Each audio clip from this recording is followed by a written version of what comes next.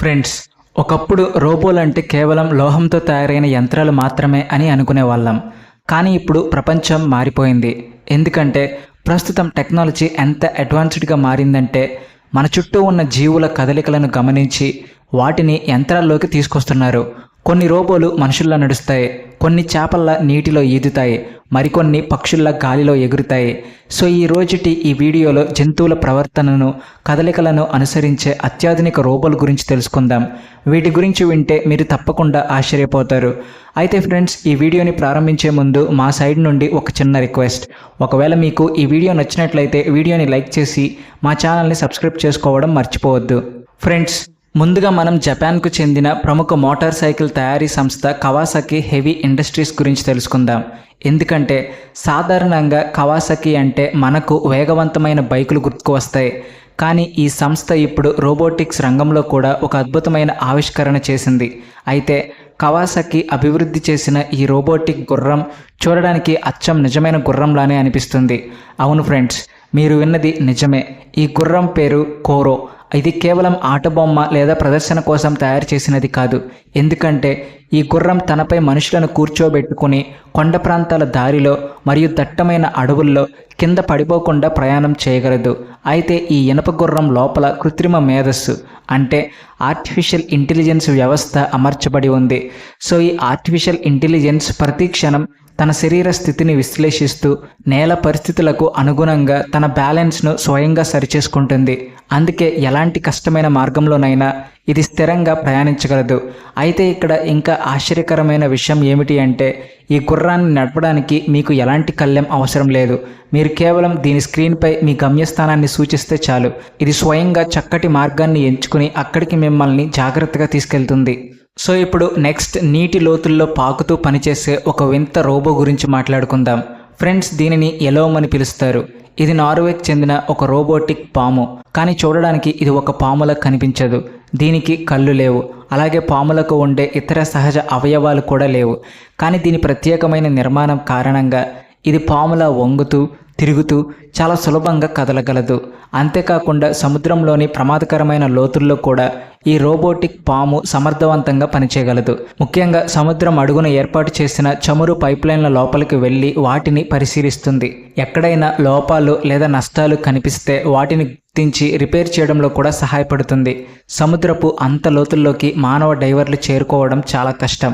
అలాంటి పరిస్థితుల్లో ఈ ఉక్కు పాము ఎలాంటి ప్రమాదం లేకుండా నిశ్శబ్దంగా తన పనిని పూర్తి చేస్తుంది. ఫ్రెండ్స్, ఇప్పుడు నెక్స్ట్ సముద్రపు లోతుల్లో ఈదగల మరో రహస్య యంత్రం గురించి తెలుసుకుందాం. దీనిని అమెరికా నౌకాదళం గోస్ట్ స్విమ్మర్ అని పిలుస్తుంది. అంతేకాకుండా దీనిని రోబోటిక్ షార్క్ అని కూడా పిలుస్తారు. ఈ రోబోటిక్ షార్క్ 5 అడుగుల పొడవు మరియు దాదాపు 100 పౌండ్ల బరువు ఉంటుంది.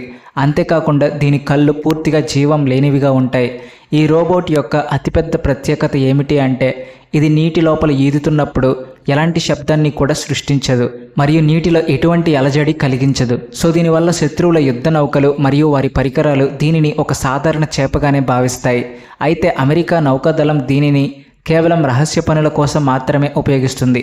ఎందుకంటే ఇది నీటిలో ఈదుతున్నప్పుడు దీని శరీర పంపుల కదలికల వల్ల సముద్రపు సెన్సార్లకు ఇది నిజంగానే ఒక బతికున్న షార్క్ చేపలా అనిపిస్తుంది.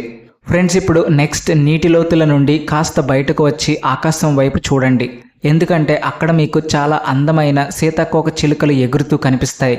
కానీ మీరు అనుకునేటట్టు ఇవి సాధారణ సీతాకోక చిలుకలు కావు. వీటిని ఎమోషన్ బటర్ఫ్లైస్ అని అంటారు. అవును, మీరు విన్నది నిజమే. ఫ్రెండ్స్, జర్మనీకి చెందిన ఫెస్టో కంపెనీ ఈ రోబోటిక్ సీతాకోక చిలుకలను ఎంత అద్భుతంగా డిజైన్ చేసిందంటే ఇవి గాలిలో ఎగురుతున్నప్పుడు ఒక అందమైన నృత్య దృశ్యాన్ని తలపిస్తాయి.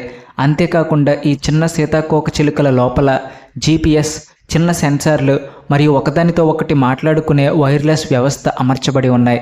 సో ఇవి గాలిలో ఎగురుతున్నప్పుడు సిగ్నల్స్ ద్వారా ఒకదానితో ఒకటి మాట్లాడుకుంటాయి. దీనివల్ల ఇవి ఎప్పుడూ ఒకదానితో ఒకటి ఢీకొట్టుకోవు మరియు సరిగ్గా అసలైన సీతాకోక చిలుకల గుంపులాగే కలిసికట్టుగా ఎగురుతాయి. ప్రకృతి కూడా సీతాకోక చిలుకల ఎగరడంలో ఇంత పక్కా క్రమశిక్షణను ఉంచి ఉండదేమో. అంతటి క్రమశిక్షణ ఈ రోబోలలో చూడవచ్చు. సో ఇప్పుడు నెక్స్ట్ ఒక రోబోటిక్ కుక్క గురించి మాట్లాడుకుందాం.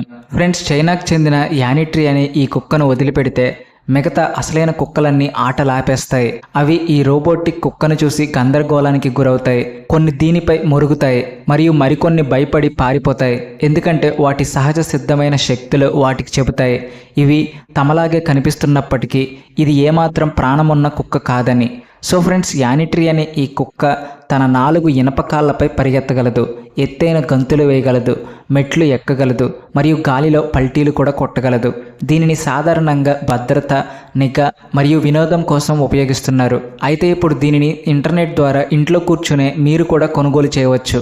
సో ఇప్పుడు నెక్స్ట్, నీరు మరియు భూమి ఈ 2 ప్రదేశాలలోనూ సమానమైన నైపుణ్యంతో పనిచేసే ఒక రోబోట్ గురించి మాట్లాడుకుందాం. ఫ్రెండ్స్, ఈ రోబోట్ పేరు సాలమాండ్రా. ఈ రోబోను స్విట్జర్లాండ్ శాస్త్రవేత్తలు తయారు చేశారు.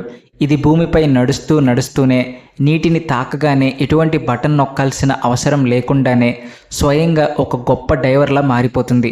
దీని శరీరాన్ని 10 విభిన్న భాగాలు మరియు 10 ప్రత్యేక మోటార్ల సహాయంతో తయారు చేశారు.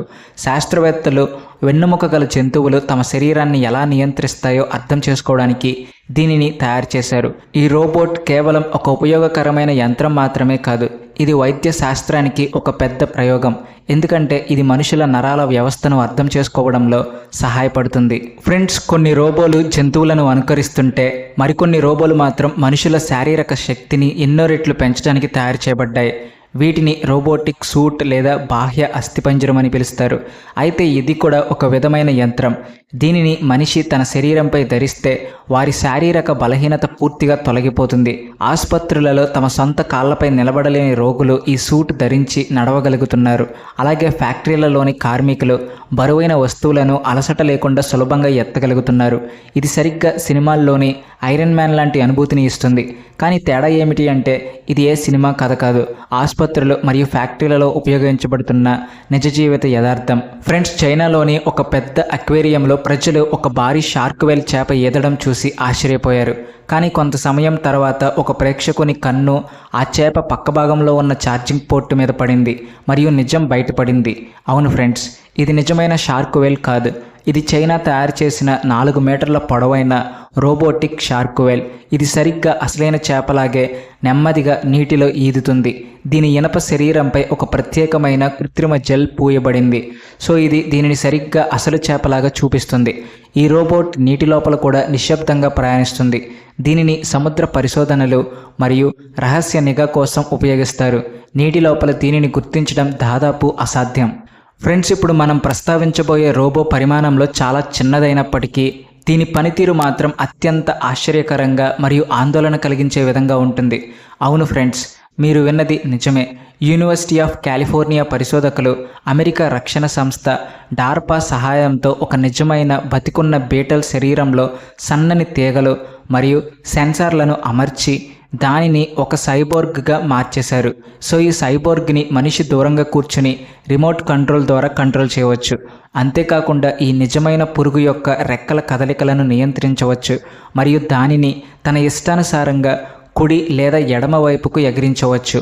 అయితే ఈ సాంకేతికత యొక్క ముఖ్య ఉద్దేశం ఏమిటి అంటే భూకంపాలు లేదా ప్రమాదాలు జరిగినప్పుడు శిథిలాల కింద ఉన్న అత్యంత ఇరుకైన ప్రదేశాల్లోకి వెళ్ళి ప్రాణాలతో ఉన్న మనుషులను వెతికి కనిపెట్టడం. ఇది ఒక విప్లవాత్మకమైనప్పటికీ కొద్దిగా ఆందోళన కలిగించే ఆవిష్కరణ కూడా అని చెప్పుకోవచ్చు. సో ఇప్పుడు చివరిగా స్విట్జర్లాండ్కు చెందిన ఒక ప్రత్యేకమైన రోబోట్ గురించి మాట్లాడుకుందాం. ఫ్రెండ్స్, ఈ రోబోట్కి ఫ్లూరోబోట్ అని పేరు పెట్టారు. ఎందుకంటే ఈ రోబోట్ యొక్క సృష్టి చాలా విచిత్రంగా జరిగింది.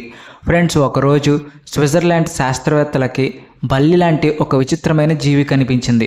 సో అప్పుడు ఆ శాస్త్రవేత్తలు దాన్ని ఎక్స్రే తీసి అనేక ఎక్స్పెరిమెంట్లు చేసి చివరికి ఒక 3D ప్రింటర్ సహాయంతో సరిగ్గా అలాంటిదే ఒక ఎముకల అస్థిపంజరాన్ని తయారు చేశారు. తర్వాత ఈ రోబోలో 24 జాయింట్స్ను అమర్చారు. వీటి సహాయంతో ఇది సరిగ్గా అసలైన జీవిలాగే తన వెన్నుముకను వంచుతూ భూమిపై నడుస్తుంది. అయితే దీనిని తయారు చేయడం వెనుక ఉన్న ఉద్దేశం కేవలం ప్రదర్శన కోసం మాత్రమే కాదు, విద్యార్థులు, శాస్త్రవేత్తలు మరియు ముఖ్యంగా వైద్య రంగంలోని నిపుణులకు ఉపయోగపడేలా దీన్ని రూపొందించారు. ఈ చిన్న రోబోట్ సహాయంతో ప్రమాదాలు లేదా ఇతర కారణాల వల్ల నడిచే సామర్థ్యాన్ని కోల్పోయిన వ్యక్తులకు పునరావాసం కల్పించే మార్గాలను, వారి కదలికలను తిరిగి మెరుగుపరచడానికి అవసరమైన పద్ధతులను అధ్యయనం చేయవచ్చు. సో చూశారుగా ఫ్రెండ్స్, ఇవే ప్రపంచంలో ప్రపంచంలోనే అత్యంత ఆశ్చర్యకరమైన 10 వింత రోబోలు. సో ఫ్రెండ్స్, ఈ వీడియో మీకు నచ్చినట్లయితే మరియు మీ జ్ఞానాన్ని పెంచడానికి ఉపయోగపడినట్లయితే మా ఈ ప్రయత్నానికి ఒక లైక్ చేసి వీడియోని మీ ఫ్రెండ్స్ అందరితో షేర్ చేసుకోండి. అలాగే మా ఛానల్ని సబ్స్క్రైబ్ చేయడం మాత్రం మర్చిపోవద్దు. Please like and share, and also thanks for watching.